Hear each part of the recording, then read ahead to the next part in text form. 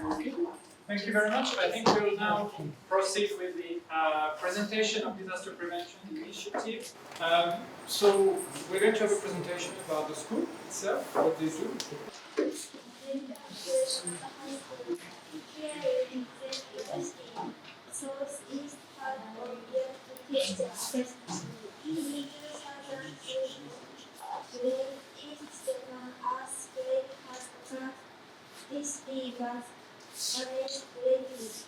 Takata High School was destroyed by tsunami. In 2015, new school building was built on higher ground. Now, Takata High School has 340 students. We enjoy doing high school life. Second graders went to school trip to Kyoto, Nara, Osaka until December 1st. Today, I am looking forward to talking and exchanging opinion with you. Thank you for listening.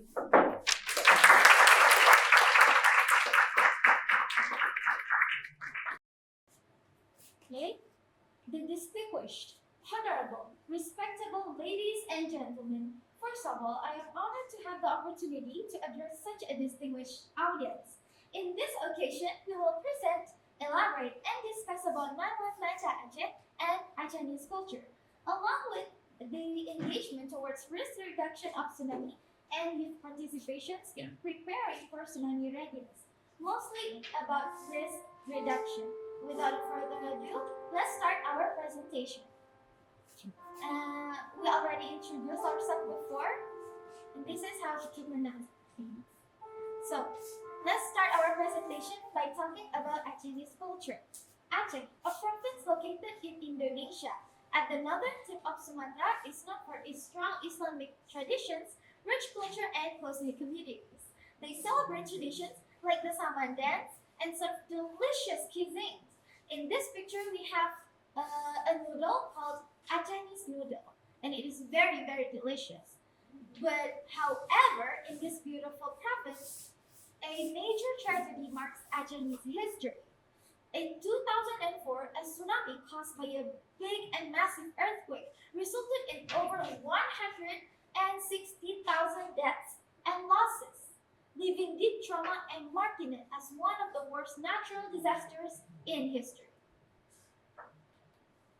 Also, from the current information about, to be specifically a week ago and weeks ago, in the 2025 Sumatra floods are a current ongoing disaster that primarily began toward the end of November 2025, just then, with the heaviest rainfall occurring around November.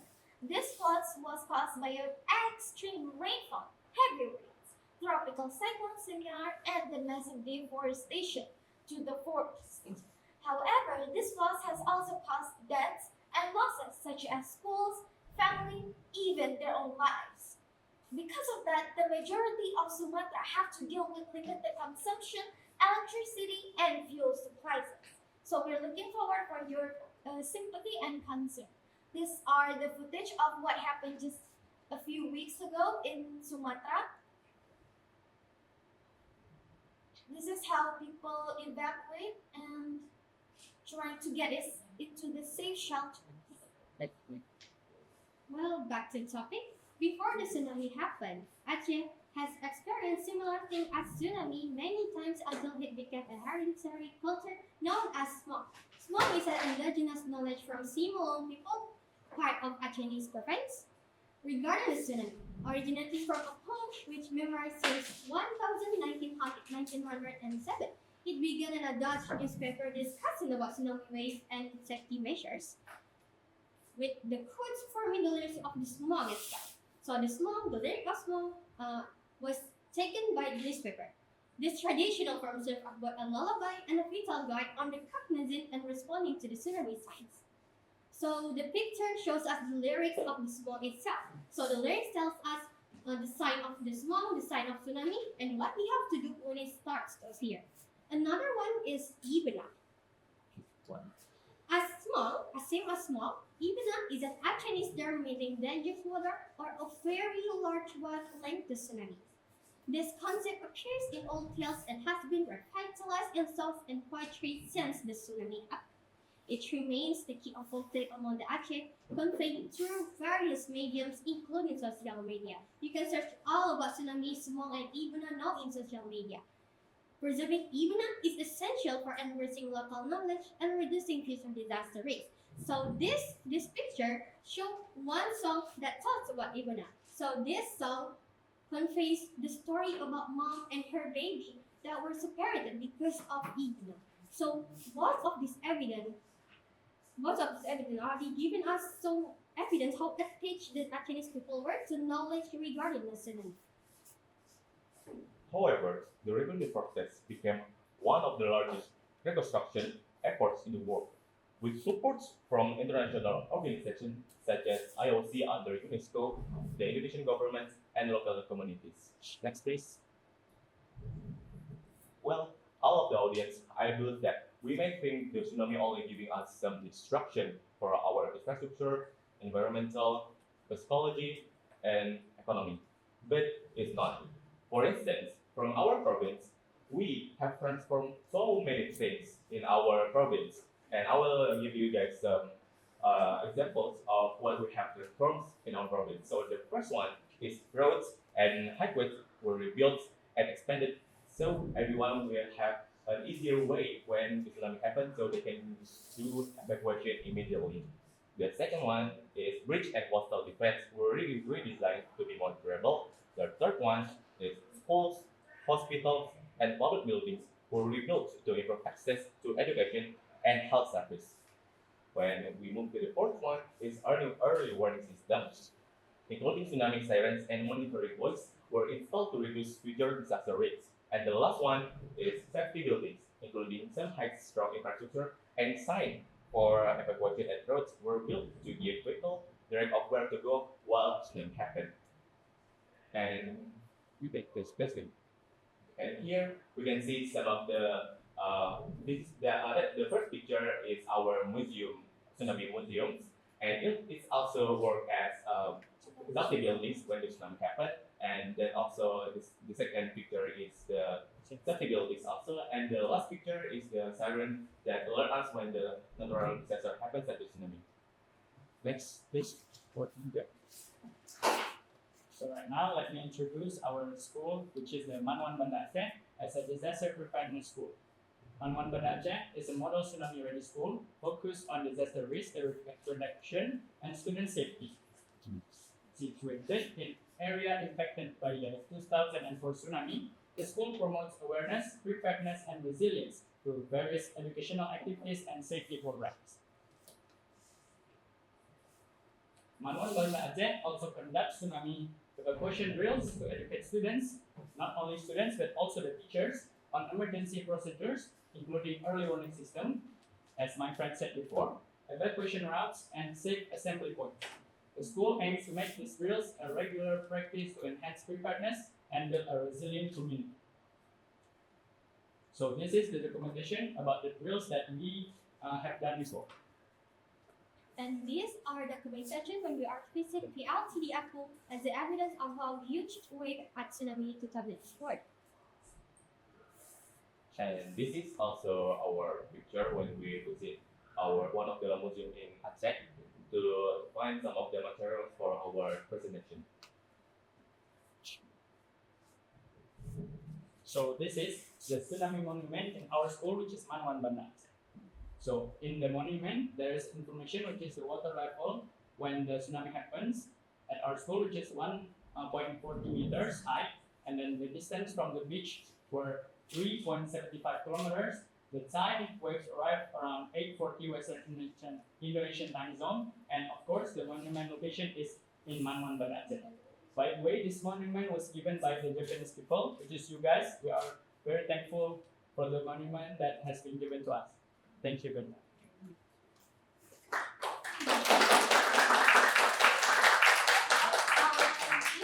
In short, that tsunami is very rare happen in Aceh, but once it happens, it can be highly destructive. History shows that effective solutions, strategies, and adaptation can help people to evacuate safely with good strategies. And of course, Manwan Banda Aceh exemplifies a tsunami-ready school. Even though the drill isn't happening regularly, but we are still active joining in some programs, such as these programs that you all invited us to attend. Through educational activities and regular evacuation drills, the school enhances community preparedness akin to superhero training for emergencies. And with this spirit, the students of Plan 1 Banda Aceh are ready to face challenges with courage and resilience. These are the documentations on how we work on our presentations, along with our teachers who has been there helping us, which is Ms. Zulfita and Ms. Chujanwarita. Thank you very much. This is a QR code for our video, which is we explore the museums, PLTD Apple, and also our school. You guys can Please scan it and watch it anytime you want. Please watch it. It's a short 3-minute video. Thank you very much. This is the end of our presentation. Thank you for your attention. Thank you.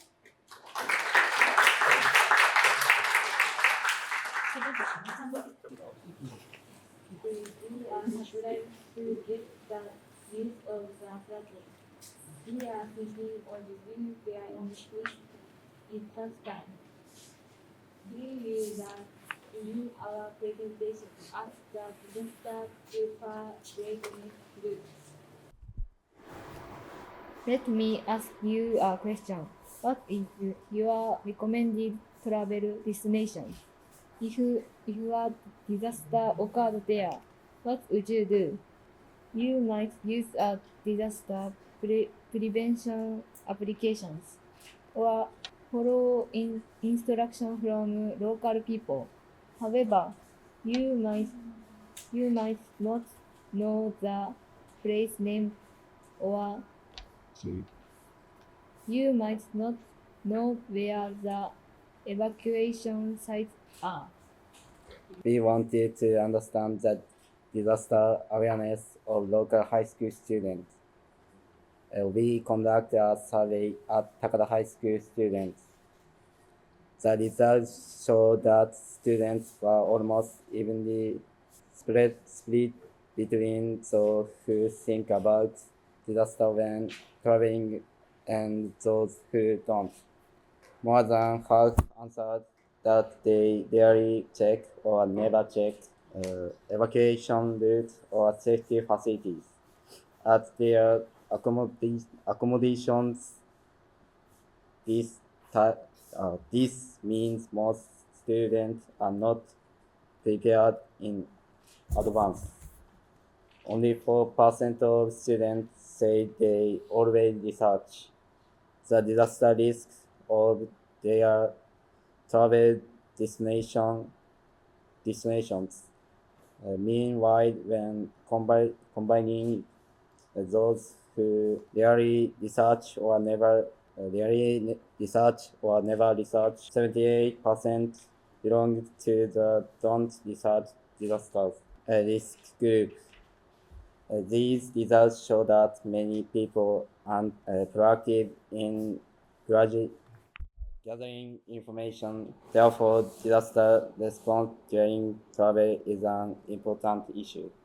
Next, to learn about people outside or begin, we conducted interview at the Tsunami Memorial Museum.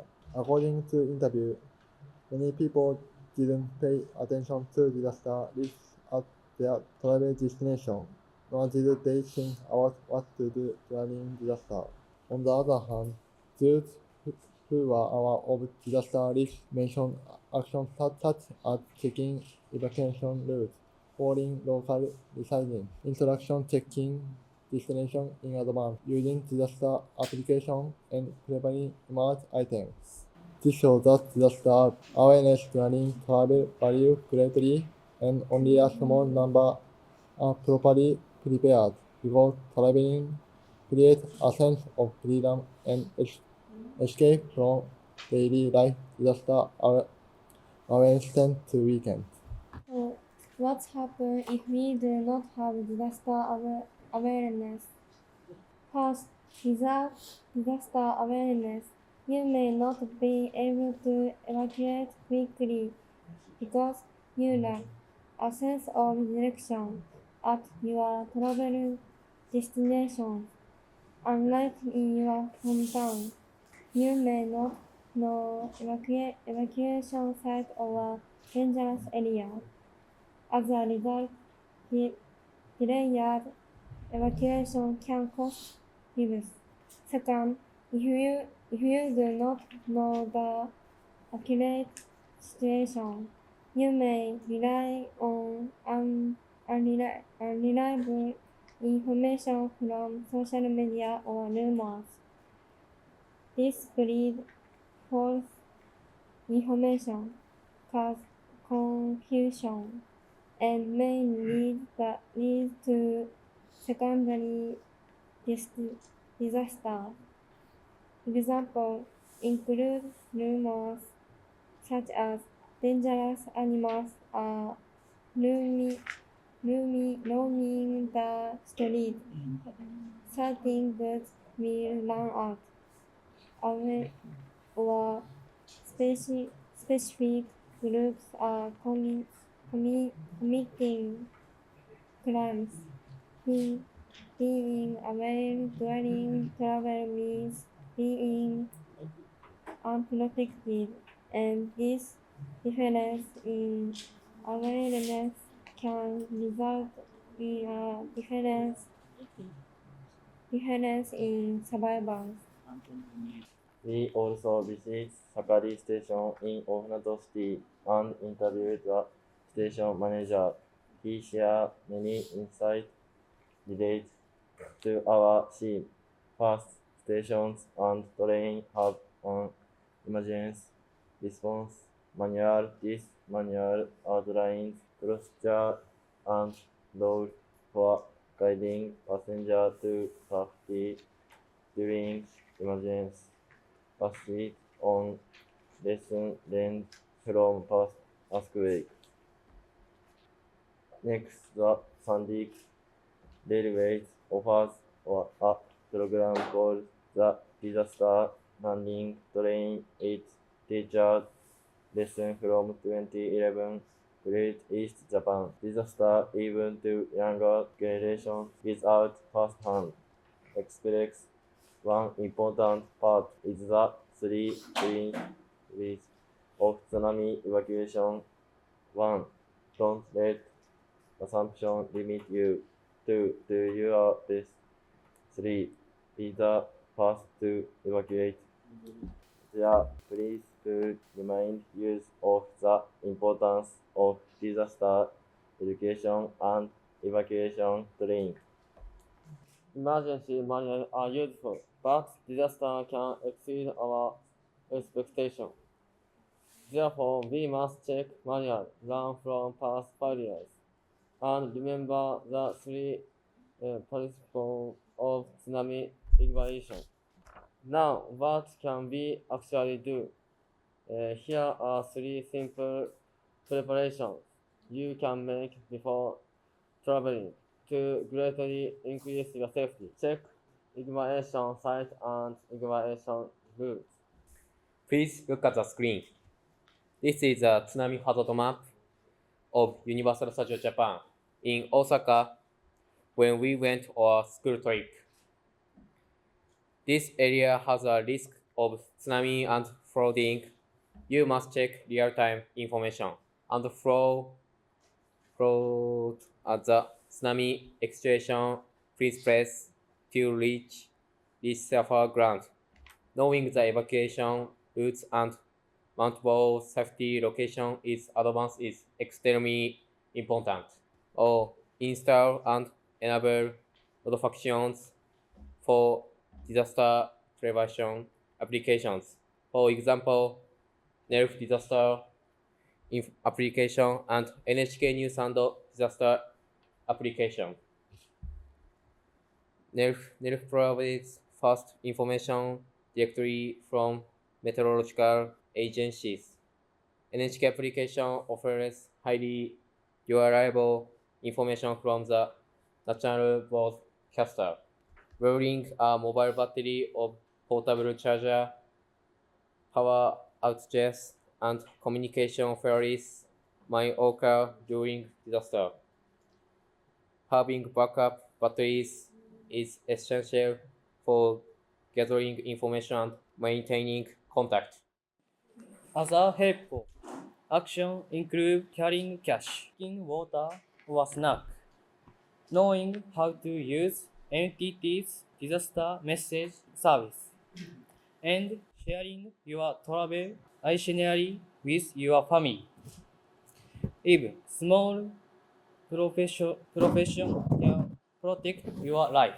Through our research, outreach, interview, and field work, we learned that many people are not taking specific action to prepare.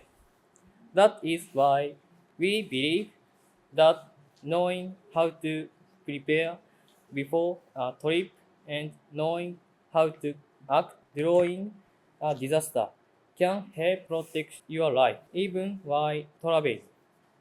Finally, to make your trip not only fun but also safe, why not add just a little disaster preparedness to your travel plans? This is the end of our presentation. Thank you for listening.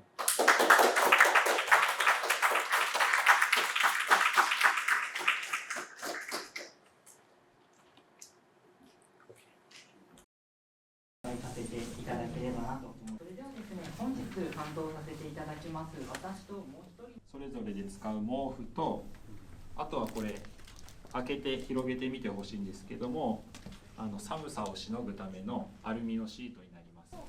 はい、できました。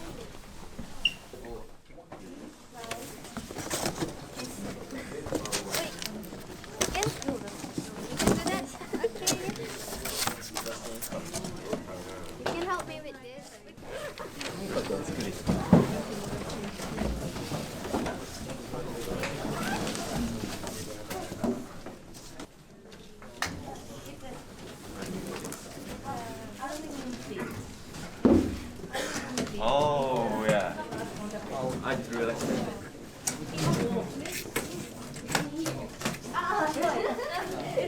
It's oh really? Excellent.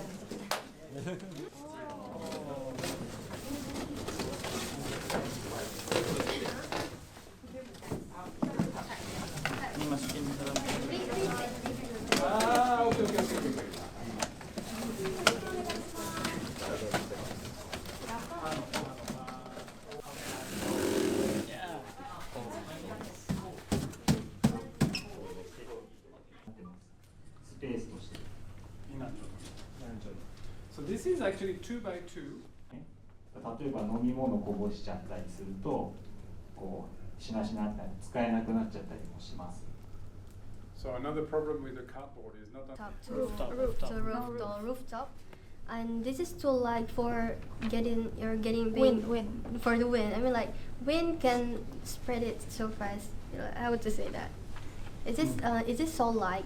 If there is a huge wind that pulling, it will be so easy to live like that. はお部屋の中で、使う専用のものになるので、外に立てることはないんですね。はい。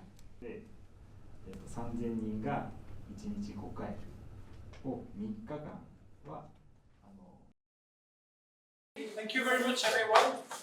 And now we are going to have our last presentation from the School of Banda Aceh at Satu, and they're going to share in more details what they learned about disaster prevention. Thank you. Thank you. Okay, first and foremost, I wanted to thank all of you guys for the opportunity that has been given to us, and also for all the ladies and gentlemen also. And right now, we want to present our last presentation, our work that we have been working on for some time. So the first thing, what is tsunami?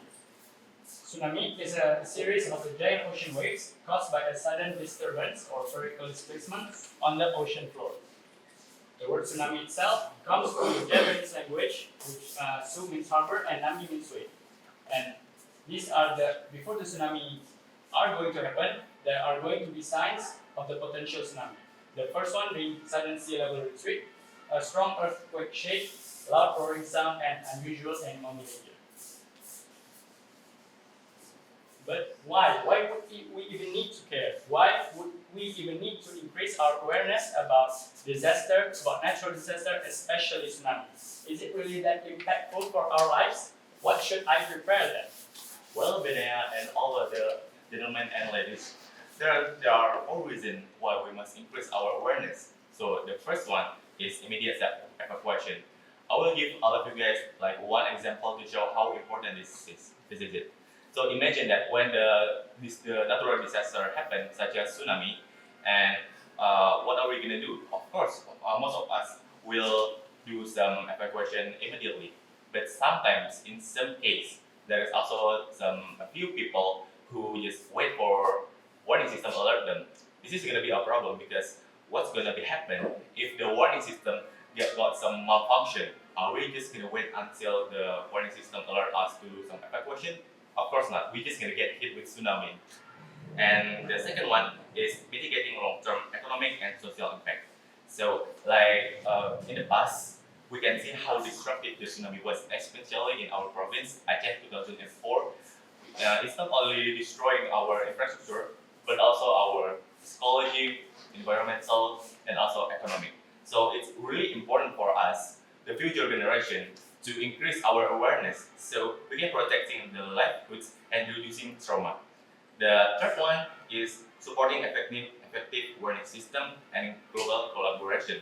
I'm sorry to say, but even though that in the future the warning system just got advanced and all the global collaboration just got expanded, but if there is no awareness inside of us, it's just gonna be useless. I'm sorry to say, but it's just worth nothing. And the last one is future safety. We can instill a culture of preparedness in the youth by giving them some materials of how doing some evacuation and mitigation, and giving them how to training themselves to do evacuation. Well, bank awareness of the tsunami also used to reduce the rate of the tsunami itself. There is a lot of impact of tsunami in our life, but we only took for a bit. Start with psychology, infrastructure, environmental effect, and also economy. We move to the psychology. So, in general, more than 73% Aceh tsunami survivors have poor mental health after the tsunami happened, indicating that the long-term effect of the disaster are still being felt and have not been fully overcome psychology. In this picture, we can see the statistic of the human casualties of the Indian Ocean tsunami. You can see that Indonesia took the first place of this. This mostly in Aceh. This showing how huge Indonesia, especially Aceh people's psychology, being impacted by tsunami in 2024. 2004. So next we move to infrastructure, but before I explain even further, we can see the picture. The first one is the picture before the tsunami happened, and the second one is the picture after the tsunami happened. So we can see how destructive the tsunami was, and we can see how all of the infrastructure is got destroyed. So I will explain about 3 main points here. The first one is residential and public buildings. In Aceh, there are 120,000 houses were damaged and 70,000 were destroyed, globally operating residential neighborhoods in coastal areas. The second one is public and commercial buildings. 1,052 government buildings and over 2,000 schools were damaged or destroyed, along with 115 healthcare centers and thousands of small and medium-sized businesses. And the last one is transportation networks. Roads and bridges, approximately 3,000 kilometers of roads and 120 bridges were damaged, severely disturbing transportation and access in and out of the affected areas. So tsunami also affect environmentally. The first one being architecture. After the tsunami in Aceh, buildings in Aceh are built to be more sturdy because we are afraid, we got traumatized by the disaster, so that we want our building, especially the houses, the hospitals, the schools, to be more sturdy, to be more stronger. The second one are road expansions were also carried out for evacuation routes. After the tsunami, especially the victims or the people that impacted by tsunami, they are more reactive to earthquakes. They are more reactive to natural disaster. They have PTSD, post-traumatic syndrome, because of it. This road expansion also was carried out so that whenever the natural disaster happen again, people have a big evacuation routes. The second one being animal disappearance and behavioral changes. 1 to 2 days before the tsunami in Aceh happened, storks and birds disappeared. Also, monkey and buffalo went to higher place. It feels like the nature, the animal knows that a big natural disaster or tsunami will be happening in the future. But as a human being, couldn't get that information at the time. The next impact is in economy.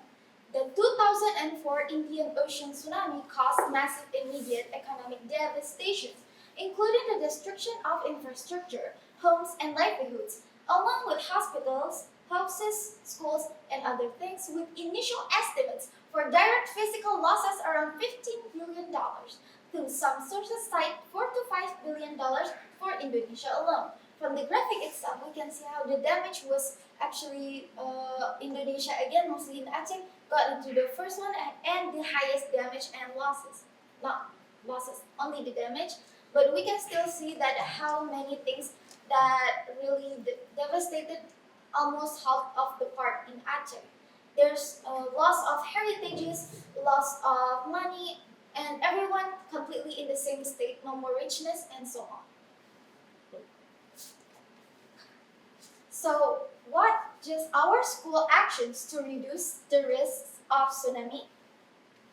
Well, Nella, the first one is we are creating school community. So in this picture, we can see this is our logo of our school community and student mitigation team. So this school community was created in one of activity under UNESCO named Tsunami United. So we have some purpose to establish summit. So the first one is raising awareness, second one for preparedness training, and the last one is community engagement.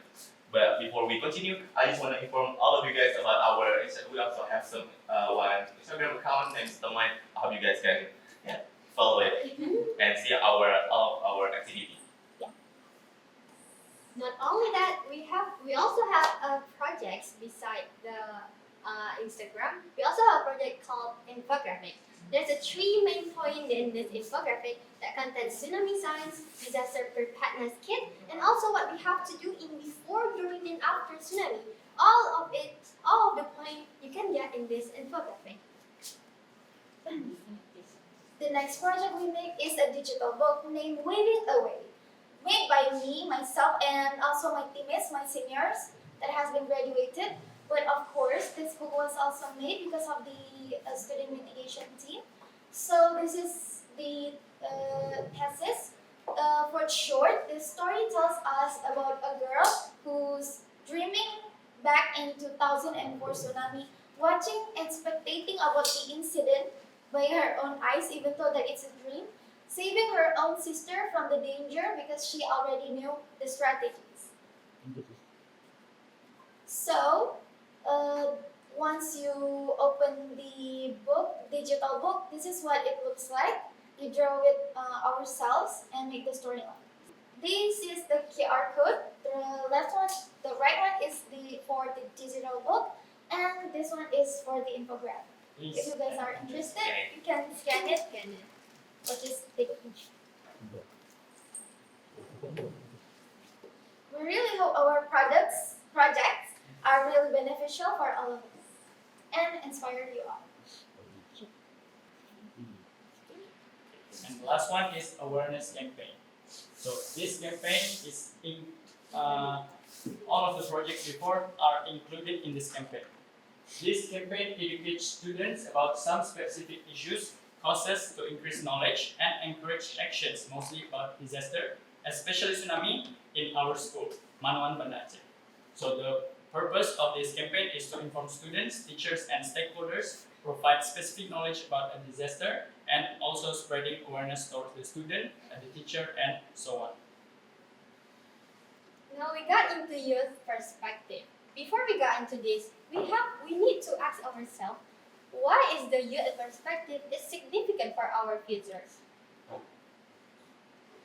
Well, we know that youth generation is the main character of the generation in their country. By that, they can make local knowledge become a heritage for a future generation. Like what? How can they do that? They can make community and innovation to prevent the risk of tsunami by creating that. In the community, they can share what they know about preparedness, what they know about awareness about tsunami science, and what we have to do in before, during, and after tsunami. After that, if they're doing it consistently, they can normalize disaster preparedness activities so their people, making it easier and making it a best infestation. It's making the best infestation for the future risk risk reduction generation. So that's why all of us, as part of Mansatu Banda Aceh, as part of youth, touch to give our hands to give contribution to reduce the risk of disasters. Over the past few years, our school itself has contributed in some tsunami activities in order to increase all of our awareness. Next, we move to some documentation of our activity for our past few years. So as you can see in the first picture, this is our seniors while doing some activity about tsunami. So this is when some people from Japan came to our schools and we are doing some activity there. And the second picture, we can see that also our seniors that already graduated, and they also came to Japan to do some activity that actually same like before. And the last one is also a tsunami related activity, but certainly we didn't go to Japan, but we're doing some Zoom meeting with some people in Aceh, and also we're having some in other country. And this is also some documentation. The first one is also one of our activity. We are joining one of seminars named Memory Graph, and this is also in this second. Yes, we're doing some drills about how doing some evacuation, and the last one is our picture when we visit one of the museum named TLTD Apung. And last but not least, the mitigation innovation to reduce the risk of tsunami. There are 2 points of this, being the structural and the non-structural. The first one being the structural, there are the road expansion, which have been explained before, to have more evacuation routes. And then the second one being the mangrove cultivation.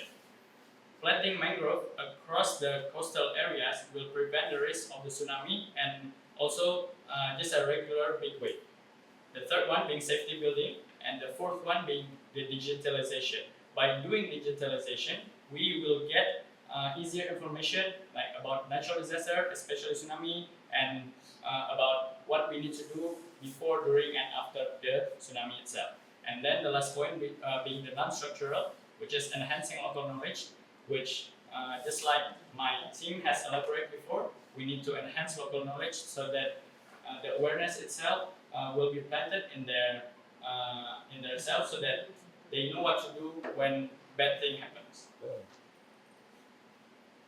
Coming to conclusion, in short, our presentation gives out about tsunami, not only for us to know what is tsunami, we know what to think of it and we know how to act when a tsunami happens. By spreading awareness, going to strategy, we can guarantee that this strategy can successfully use in various situations. Not only in tsunami, but of course, like one of the disasters that is happening in Sumatra, like flooding or maybe landslide and so on. We know how to evacuate not only in tsunamis. And these plans and results can be greatly improved by generating through our generations, making an awareness, making these type of seminars and programs as a symbol of our heritage, not only in one country but also in those other countries that has actually in the vulnerable sites and happen a lot of disaster. So then we would like to thank a bunch to those who had helped us to get the materials from. These are the teacher, which is Mr. Shamshidik and Mr. Shaputa. Thank you very much. We hope this is very beneficial for all of us. And once again, I want to thank, of course, our teacher who has been there for us, making our projects came true, and make sure we are safe even though that she can't come here. So Miss Zofita and Miss Jodjamerita. And we hope this is our first time in doing this presentation in front of many people and foreigners. We hope this presentation can be useful and beneficial for all of us. So we are very sorry, sincerely apologize if we made some mistakes or maybe late on time. And thank you very much for it.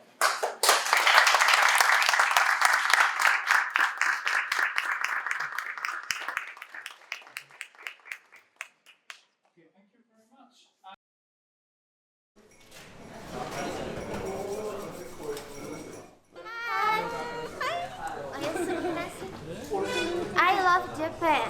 Very love Japan.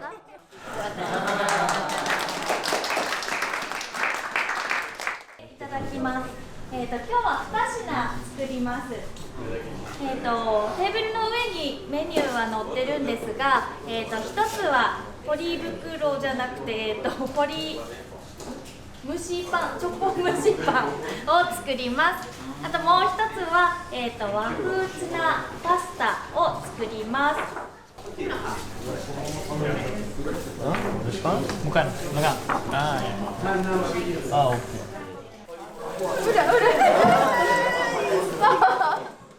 So we put it here in the plastic bag.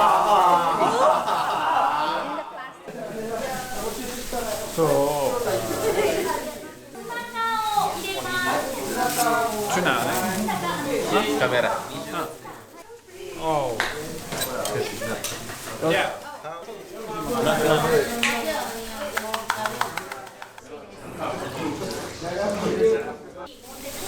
So mix.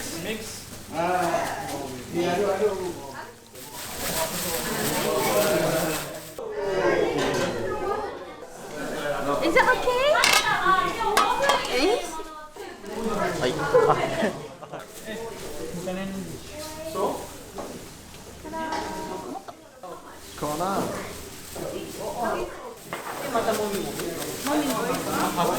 Is it good? 大雑把に砕いて大丈夫。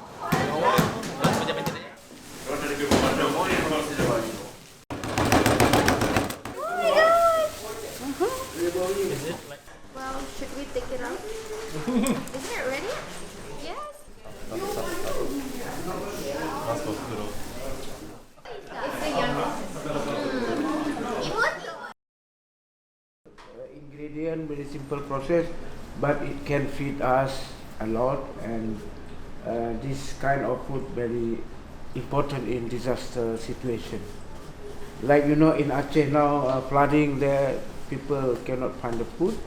If they can cook like this, I can save many lives. I can thank you very much. .